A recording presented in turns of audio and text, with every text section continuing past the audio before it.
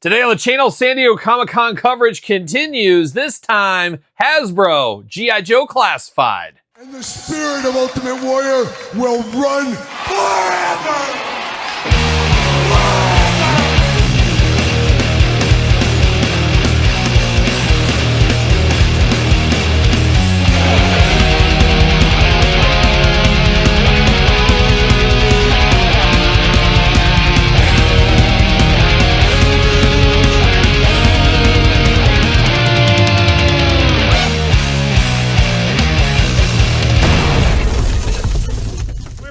Kyle here, and welcome back to the channel for another San Diego Comic-Con 2025 breakdown video as we're covering all the action from San Diego Comic-Con 2025. Of course, check out my boots on the ground videos the last week or so. Now we're recapping, giving some thoughts on what we saw, what we did, or what I did, more like it, out there at San Diego Comic-Con. And today, we got G.I. Joe Classified in the crosshairs. Quite the event for G.I. Joe Classified.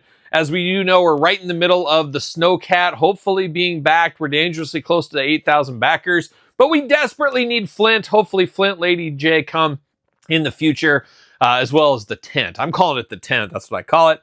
But hoping to see all that stuff in the future. We got a peek under the tent of some stuff for the future. But I got to say, it was an interesting G.I. Joe reveal because we do know the week before San Diego Comic-Con, we got some image reveals, some render reveals, and I really personally wish they didn't do that the week before. It would have made the San Diego Comic-Con experience for the Joe brand a little bit more amplified. I think they had a couple of reveals, but not very many, and we already knew about the sci-fis, the mainframes, etc. beforehand. I think if they would have waited one extra week to save it for the show, that would have been a big deal, and it would have made Joe have a little bit more pub out there, because personally, I felt like WWE Mattel stole a lot of thunder with so many different reveals coming at us. They really blew a lot of people away as far as announcements go, where, you know, Marvel Legends had quite a few, more than the Joe team, that's for sure. So it felt like Joe's were dialed back a little bit, and it felt like a lot of stuff we already knew about. But they did have some big ones, and we're going to cover that here in a second. And I guess we'll start it off. We'll start with the Hasbro breakfast. Of course, Hasbro has those breakfasts on Thursday morning, of course, stuff we're going to see at the con, and they always debut a figure for pretty much every property. And the G.I. Joe one they debuted was Pythona. Man, playing all the hits. Just a week ago, I did my most wanted Joes that I was hoping to see revealed, and I was lucky to get a few of those off that list here at San Diego Comic-Con 2025. But they have Pythona. She's going to be a Pulse exclusive in the future, but first going to be New York Comic-Con and a few other ones, some other Comic-Cons I didn't know about. They're going to sell her there first, then work her way to Hasbro Pulse. So hopefully we all get our hands on her as we're building out our Cobra-La army, I guess. Started last year with Cobra Commander. Similar style packaging between the two, I did notice. I did spend a lot of time with Lenny from the G.I. Joe team talking to him about Pythona and all points in between. We're in agreement. We both want Globulus really bad, and talked to that with him a little bit. Obviously, we need that big ball for Globulus. You need like the snake tail outside of that, a 2-in-1 figure. But I also was telling Lenny, man, we need a second head for Globulus with that dagger through the eye patch. That would look beautiful there. I guess it's not technically an eye patch, but through the eye. That's what we got. Would love to see that. And Lenny was immediately agreement with that. He even said on the panel he wants to see Globulus. So we had a lot of Globulus talk. Have a feeling we're going to get all of Cobra-La eventually. And you either love it or hate it, it seems like, with Cobra-La. But I was of the perfect age where I absolutely loved Cobra-La as a little kid. So I'm excited for the Pythona announcement. The figure looks absolutely fantastic. Can't wait to dive into that one. Can't wait to get that one in our hands. But then we were shown off once again, and of course at the convention, it was the convention exclusive.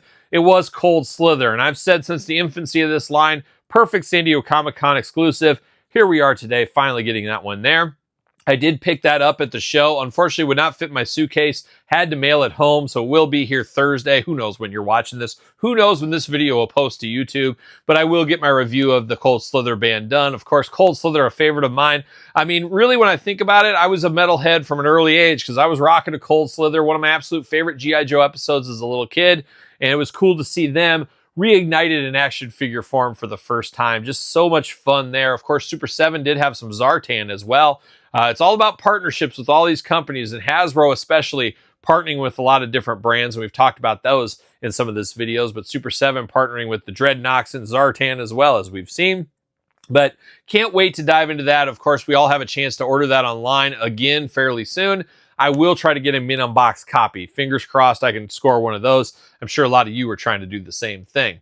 But that wasn't it. Of course, Thursday night, it was bookended with San Diego Comic-Con on both sides. You had the Hasbro breakfast in the morning. Then at night, though, it was where Cold Slither took the stage at Brick by Brick in San Diego. I've always heard of that club. It's on a lot of tour announcements from a lot of bands I like. So very cool to say, hey, I've been to that venue. And it's a small venue, but it's the perfect show or perfect place for a Cold Slither show. And I got to say, those guys killed it out there. Shout out to Gus Rios, or Zartan as he's known in some circles. You're right, Todd McFarlane.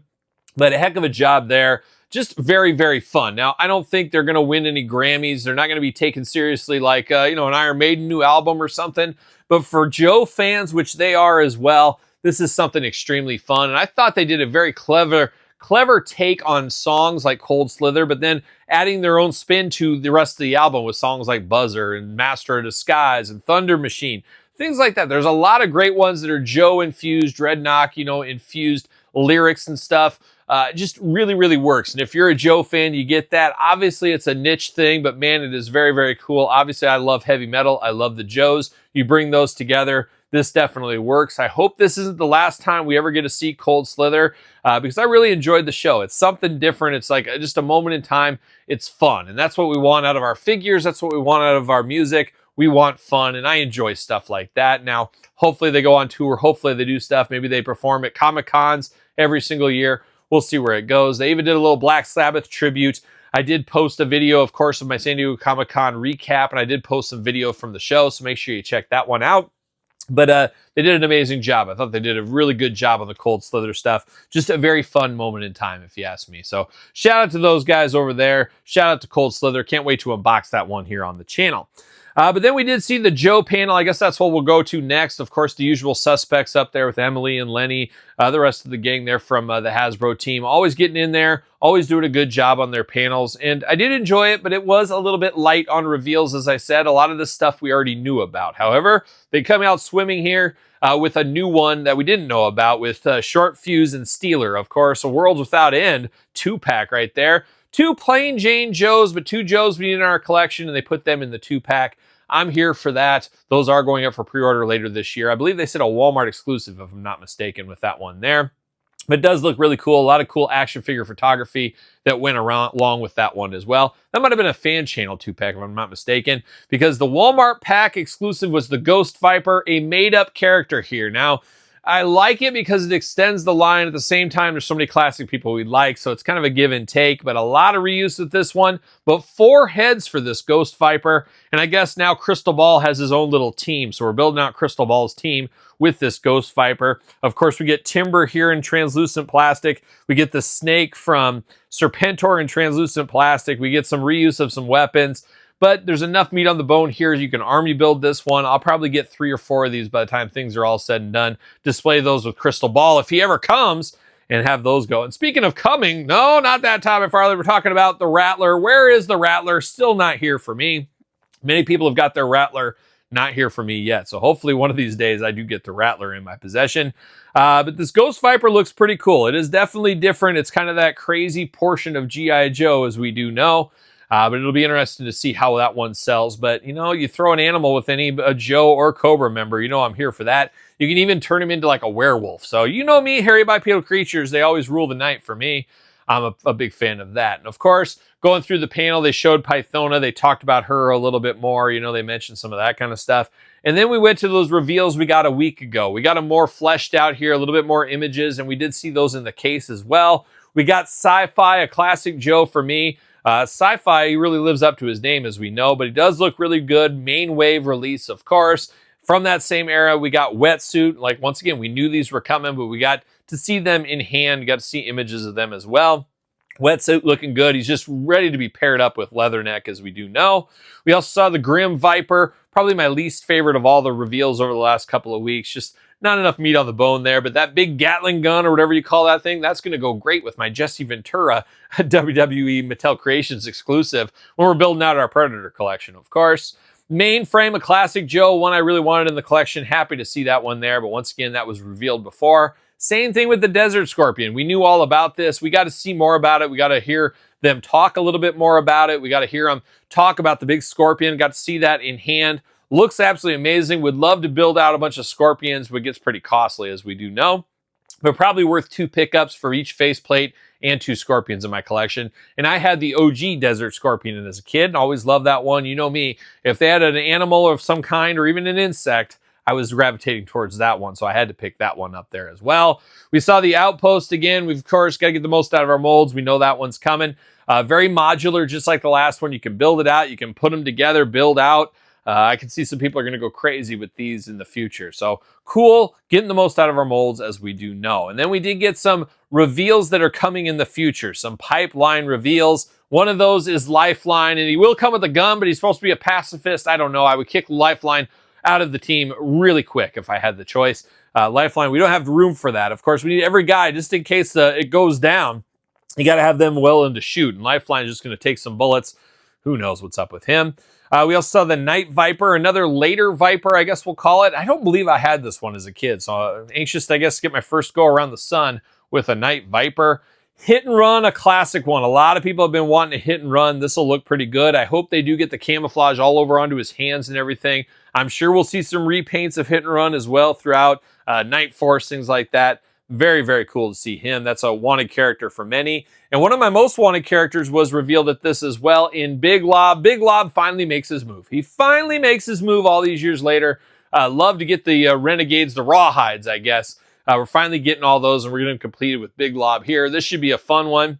I wouldn't be shocked if they don't make him a deluxe figure, make him a little bit extra taller. He comes with a basketball hoop. Got to come with those grenades, shooting baskets. Things like that. I could see that one happening.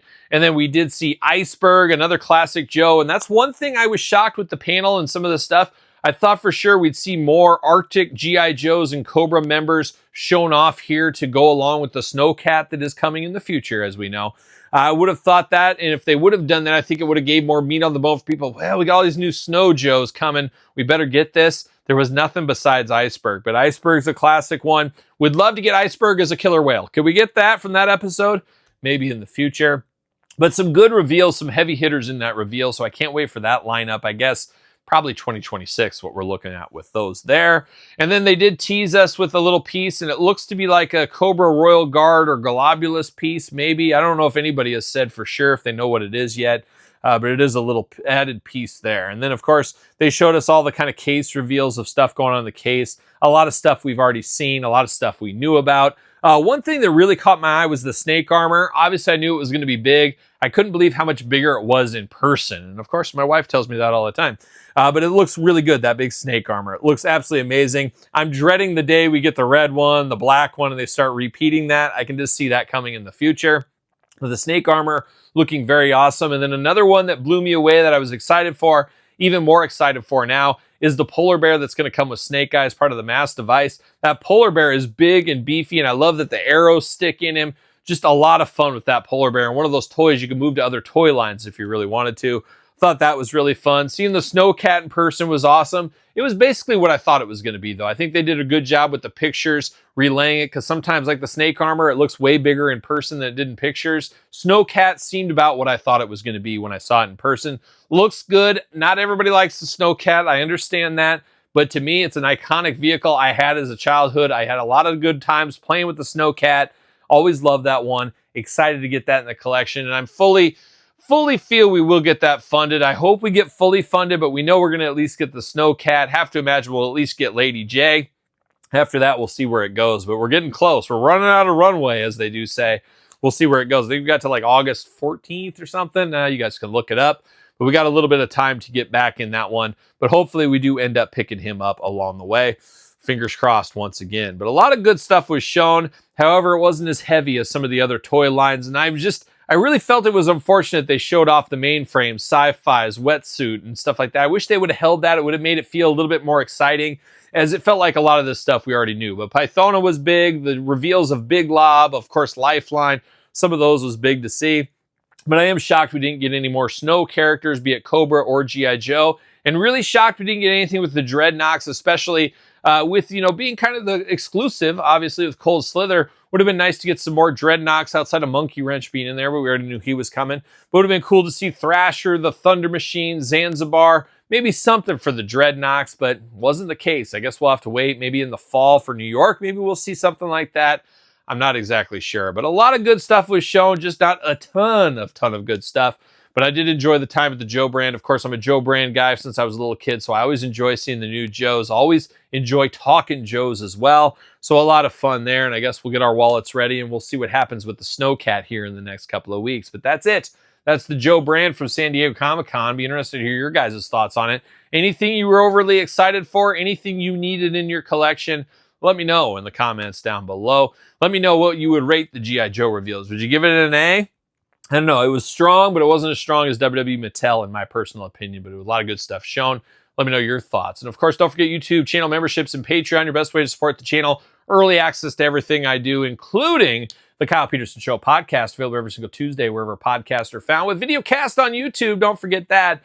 Each and every week, we got an episode of the podcast, and you can get early access. Patreon member, of course. Sir Paul64 on the X, the _Kyle_Peterson on Threads, Instagram, TikTok, and the Kyle Peterson Show at gmail.com is where you can email me if you need to. So for San Diego Comic-Con 2025, G.I. Joe Classified, I'm Kyle. See you guys all real soon.